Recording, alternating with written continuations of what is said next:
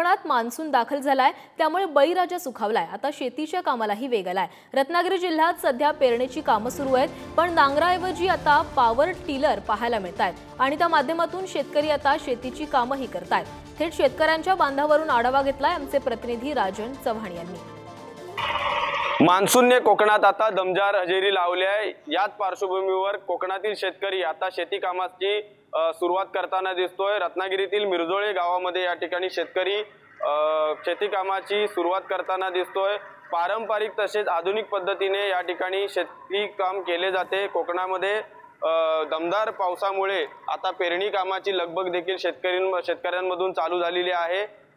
आधुनिक तसेच पारंपरिक पद्धतीचा अवलंब करत असताना बऱ्याच वेळेला शेतकरी आता आधुनिक माध्यमातून शेती करताना दिसतोय। आपल्यावर काही शेतकरी आहेत, दोन्ही प्रकारच्या या ठिकाणी पद्धतीने शेती होते। तुम्ही आधुनिक पद्धतीचा अवलंब करताय, काय सांगाल?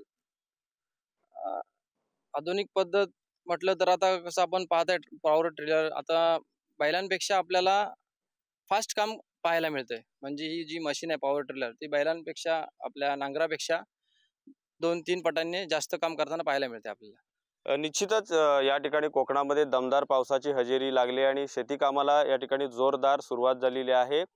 तरुण वर्ग शेती कामाला आता सरसावलेला दिसतोय। त्याचबरोबर आधुनिक पद्धतीचा अवलंब देखील कोकणातील शेतकरी आता करताना दिसत आहेत।